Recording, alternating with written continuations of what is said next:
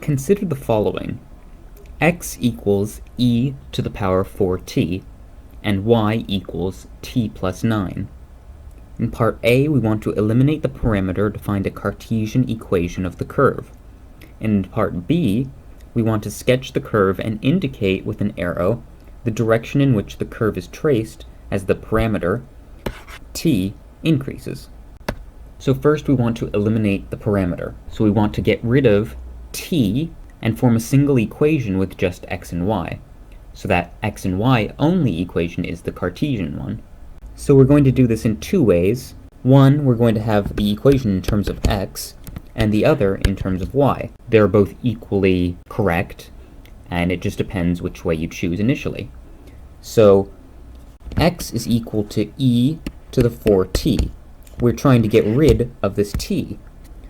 So we solve for t from the y equation. So y equals t plus 9. Thus t equals y minus 9. X is equal to e to the 4 times y minus 9. That can be simplified further. Or we can say y equals t plus 9, solve for t from the x equation. So take the natural log of both sides and divide by 4. So natural log of x divided by 4 is equal to t. Now plug t back into the y equation. Y equals natural log of x divided by 4 plus 9. Now both of these equations are correct in that they're both in terms of Cartesian coordinates, but normally the equation set equal to y is more acceptable. Typically that's just the traditional method in which equations are written. For example, y equals mx plus b. So y is typically the isolated variable in an equation. So this would be traditionally accepted more than this, but both could be manipulated to find the other. For example, if we take the natural log of both sides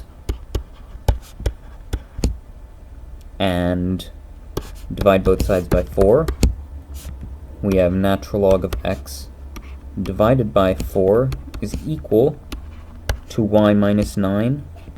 Y is equal to 9 plus natural log of x over 4. And we see we have the same equation. So really, they're equivalent. Normally, the one equal to y is more accepted. Part B, we want to sketch the curve and indicate with an arrow the direction in which the curve is traced as the parameter increases. Okay, so now we want to sketch the curve as the parameter t increases. So, as I did in a different video, we can set up a table using the three variables t, x, and y. And this is slightly more difficult just because we don't have any limitations on t. For example, sometimes it'll say maybe -1 is less than or equal to t, which is less than or equal to 1, but we don't have that here, so we're going to have to use some guess and check in order to determine how this graph is going to turn out. But what we do know is that since we have an exponential function, that x will not be less than 0.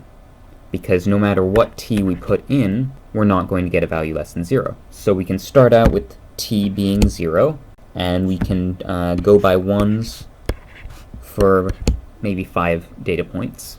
And so we're going to solve for x and y using the t values. The t is the parameter, and so it's the independent variable, and x and y change based on changes in t.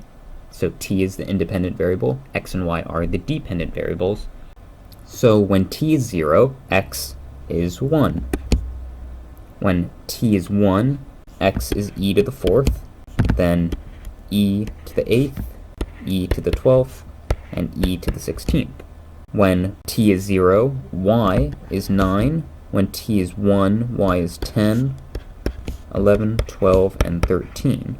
So we'll draw a graph, and it's difficult since pretty much these values onward are far too large to graph because e to the 8th is a huge number. We'll just start at 9 and go to 10 on the y side and go from 0 to 1, and this will not be to scale. And we'll just go to about 54, which is e to the 4th.